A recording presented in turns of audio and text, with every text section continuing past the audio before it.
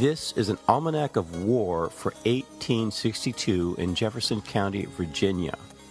This continues a brief chronological flyover of war in Jefferson County in the autumn of 1862, the impossible autumn.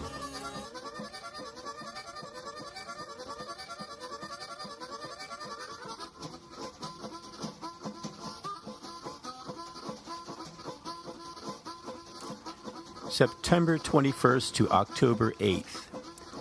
Bridges, railroad main stems, the Martinsburg shops, and depot are destroyed. Confederate General Robert E. Lee wrote of the destruction of the Baltimore and Ohio as well as Winchester and Potomac railroad lines and equipment from that time period. The condition of our troops now demanded repose, and the Army marched to the Opeka near Martinsburg, where it remained several days, and then moved to the vicinity of Bunker Hill and Winchester. The enemy seemed to be concentrating in and near Harper's Ferry, but made no forward movement.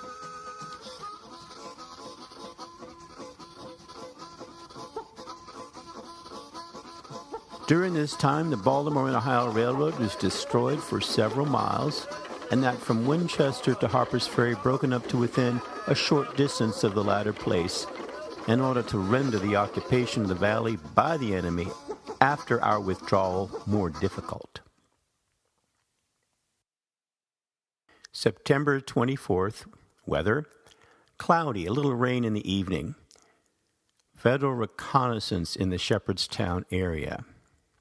Dr. Abner Hard of the 8th Illinois Cavalry Regiment wrote of the events in Shepherdstown on September 24th.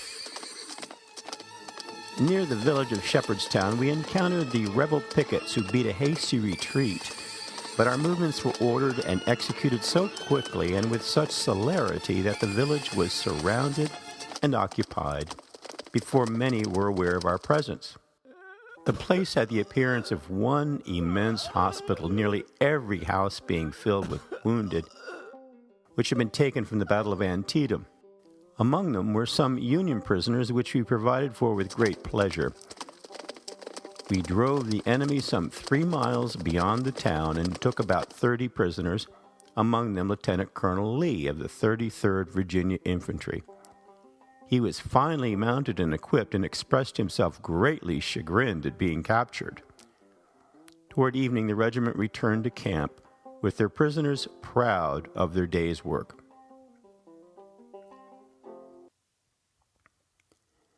September 25th.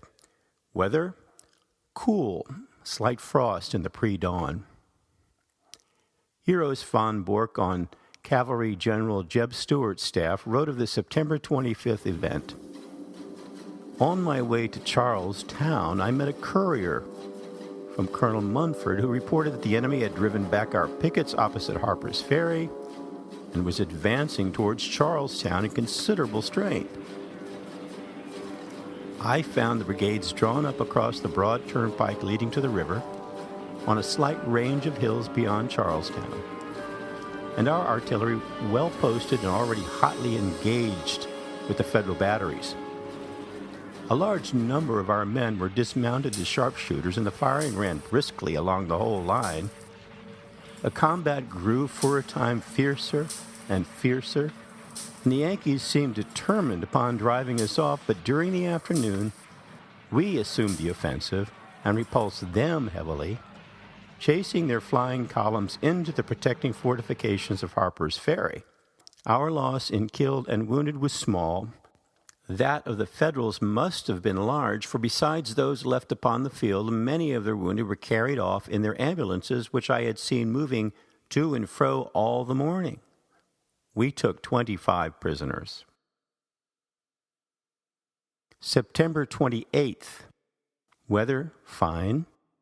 Charlestown Skirmish. Von Burke of Confederate General Stuart's staff wrote of the September 28th events. We were entering the little village of Leetown when a heavy cannonade was heard from Charlestown. Stuart soon came galloping towards us. His orders now were that I should return with him at once to the scene of the conflict. Riding at full speed in an hour's time, we reached the spot where our troops were hard pressed by the far superior numbers of the foe. General Stuart immediately sent instructions to Fitz-Lee to come with all haste to his support, and determined upon trying to maintain his position until his reinforcements should arrive. Munford and his men had been fighting with their accustomed gallantry, but the Yankees, receiving again and again fresh troops from Harper's Ferry, and their numerous batteries pouring upon us a most destructive fire, we were compelled to retreat and abandon Charlestown, which was instantly occupied by the enemy, who halted there and did not seek to push their success farther.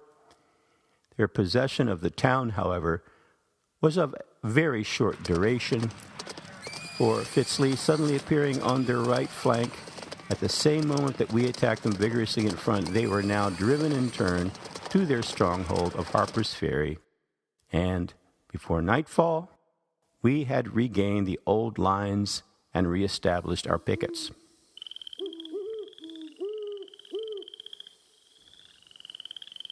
October 1st, the weather fine. Shepherdstown, Opequon, Martinsburg, Reconnaissance, and Skirmish. Confederate General Robert E. Lee wrote of this October 1st event in his report. The enemy's cavalry under General Pleasonton with 6 pieces of artillery drove back our pickets yesterday in front of Shepherdstown. The 9th Virginia Cavalry, which was on picket, repulsed the enemy several times by vigorous charges, disputing the ground step by step back to the main body. By the time his artillery reached him, Colonel William H.F. Lee, who was in command of the brigade, was obliged to place it on the west bank on the Opequon, on the flank of the enemy as he approached Martinsburg. General Hampton's brigade had retired through Martinsburg on the Tuscarora Road when General Stuart arrived and made disposition to attack. Lee's brigade was advanced immediately and Hampton's ordered forward. The enemy retired at the approach of Lee along the Shepherdstown Road and was driven across the Potomac by the cavalry. October 8th to 14th. Weather warm on the 8th and 9th, damp, cloudy with occasional rain on the 10th through the 13th. Clear and cool on October 14th.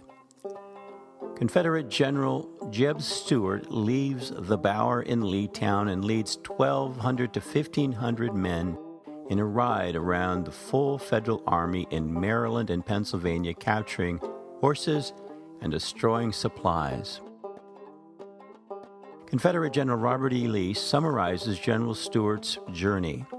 On October 8th, General Stuart was ordered to cross the Potomac above Williamsport with 1,200 to 1,500 cavalry and endeavor to ascertain the position and designs of the enemy.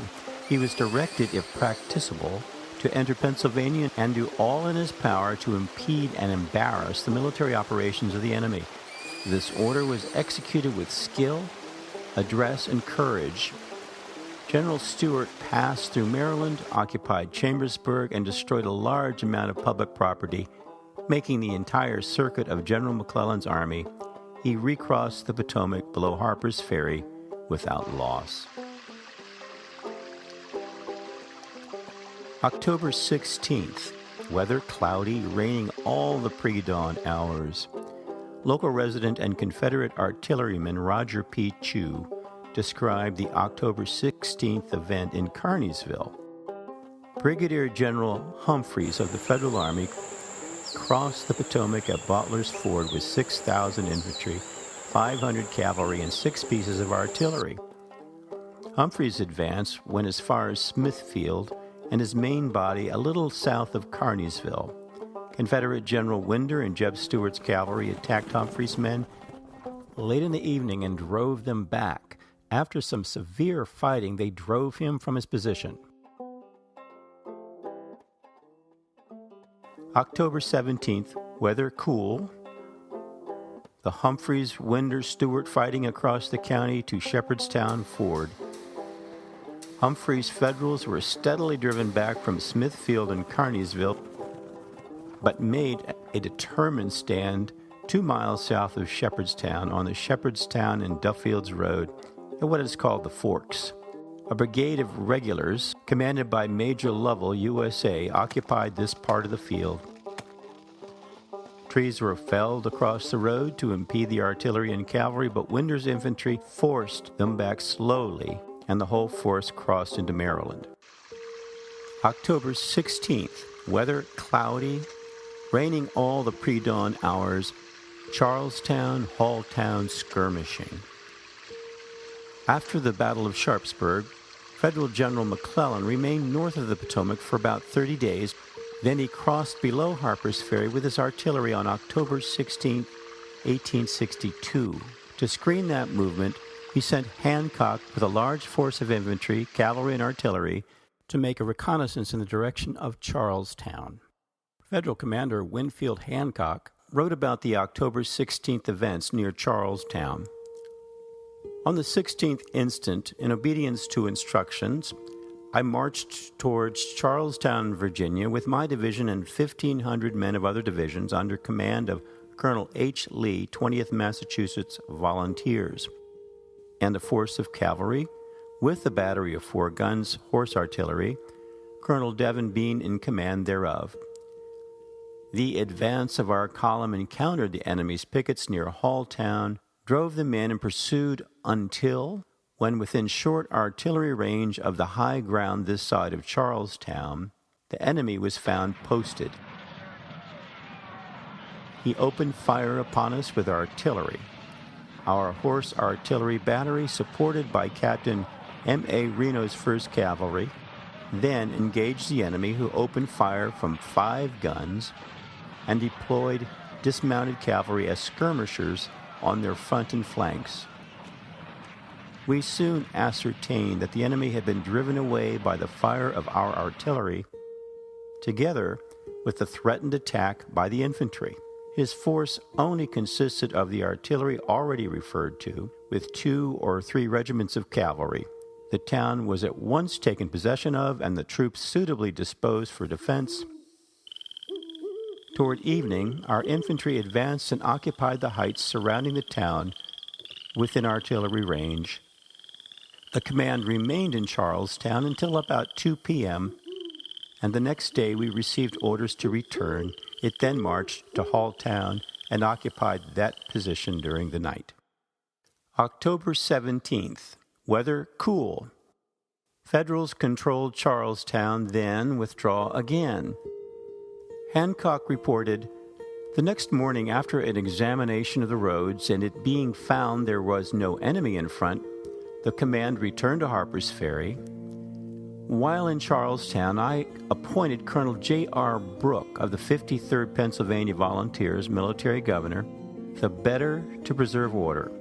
About 100 officers and soldiers of the Confederate Army were found in the town, consisting entirely, it is believed, of surgeons, hospital attendants, convalescents, and sick.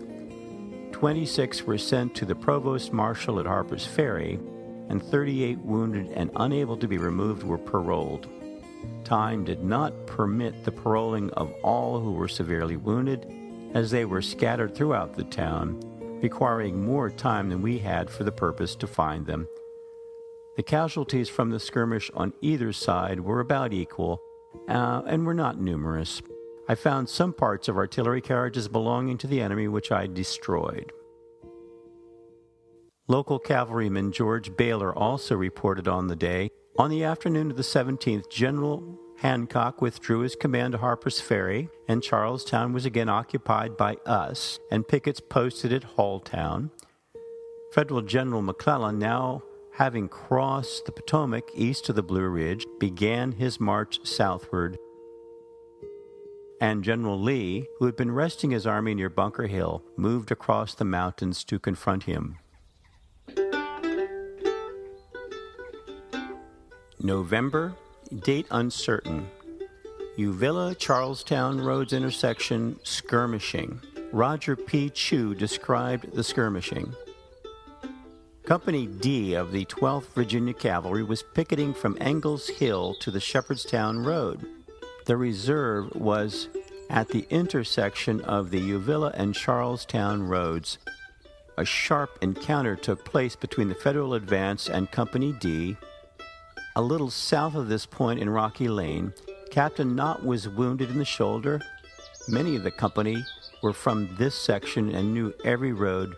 They easily made their way through the enemy lines and joined the regiment. November 1st, weather very pleasant, dry and dusty. Halltown Skirmish. George Baylor of the 12th Virginia Cavalry wrote of the November 1st event. On November 1st, while our company reserve was occupying the little woods on the Brown farm, we were surprised in our camp in the early morning by a dash made by the enemy's cavalry. Our horses were unsaddled and unbridled and tied to trees. Awakening from our slumbers and realizing the situation, we fought the enemy on foot and drove them out of camp and over a hill in our front. Then, while keeping up a fire with a few men, the others retired to camp, saddled, bridled, and mounted, and making a charge on the enemy, drove them back to Halltown. Just in front of Mr. Schaefer's house, my horse received a fatal wound, and I a slight one in the calf of my leg, which was not sufficient to render me hors de combat. I led the noble animal which I dearly loved, and whose very life seemed bound to mine by dangers shared in daily companionship, to the roadside, where she lay down on the green turf. Her breathing too plainly indicated that death was near. As her eyes rested on me in fondness and affection, human nature could not resist, and kneeling down by her side and clasping my arms around her neck, I wept. When I arose, she was dead. She died, and with her life passed away my hopes and aspirations. The dream of my young life vanished, and the hopes of the future were dissipated. The enemy having made a stand at Halltown, our company passed unobserved to the south of the turnpike, in the rear of Ryan Hall. Coming in their rear just east of the town and making a dash, routed and drove them in confusion over the hills. In this fracas, we captured 7 prisoners. This force proved to be Cole's cavalry battalion.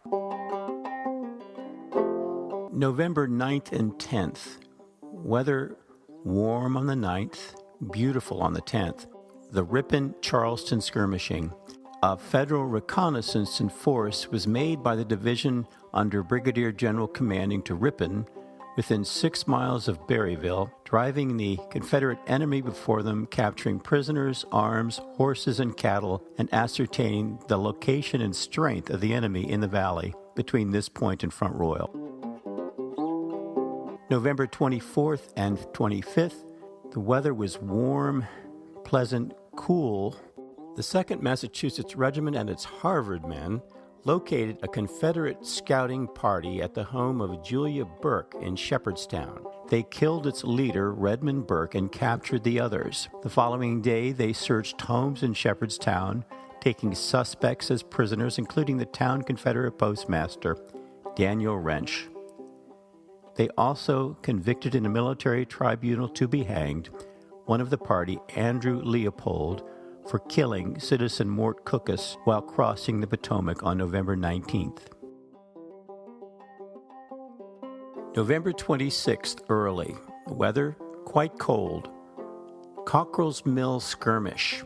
From a federal report in the official record on the events of November 26th, a reconnaissance with 600 infantry and 2 pieces of artillery under General George S. Greene, 2nd Division, 12th Corps Federal Army, was made on the 26th, having a skirmish with the enemy's cavalry at Cockrell's Mill on the Shenandoah, routing them, wounding several, and taking a number of prisoners, arms, and horses, together with a quantity of flour, and destroying at that place a cloth mill in the employ of the rebels. November 26th, later, weather still quite cold. Charlestown Skirmish. From the federal account of the event later in the day on November 26th, thence the command marched to a point opposite Shannondale Spring, and thence to Charlestown, between which and Halltown a rebel camp was broken up, and the 7th and 12th Virginia Cavalry put to flight. No enemy was discovered other than cavalry parties in the immediate front, returned on the same day without any casualties. The command had been actively employed in picketing 3 miles of front from the Potomac to the Shenandoah, occasionally harassed by small parties of rebel cavalry without any serious casualties. A large portion of the division has also been arduously engaged in fatigue duties, felling timber, and constructing and improving the fortifications of the position. December 2nd, weather pleasant and quite warm.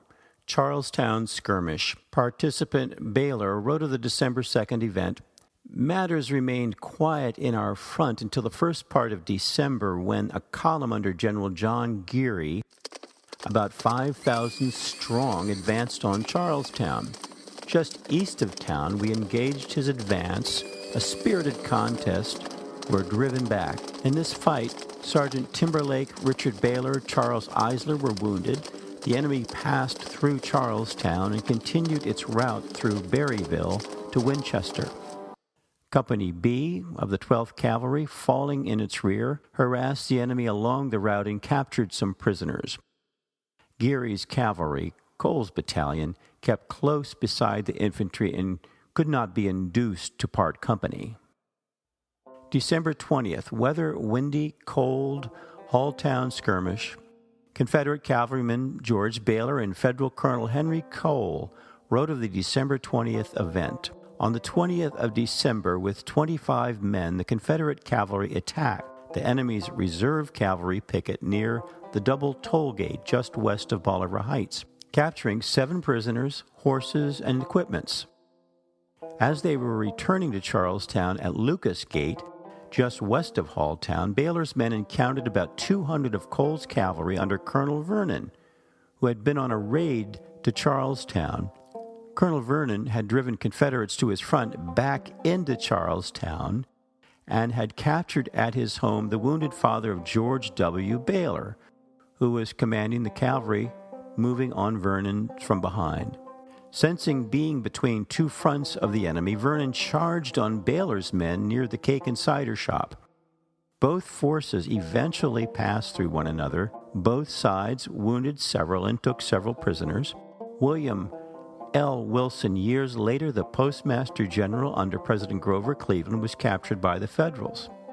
He had given chase that led through open fields, thence into a road which in that season was deep in mud. His horse fell, and Wilson was captured, trying vainly to open a farm gate.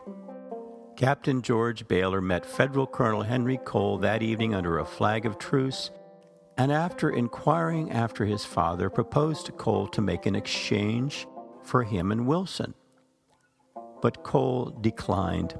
Baylor's father remained a prisoner from that time until late in 1864, but Wilson was soon exchanged and back with the company.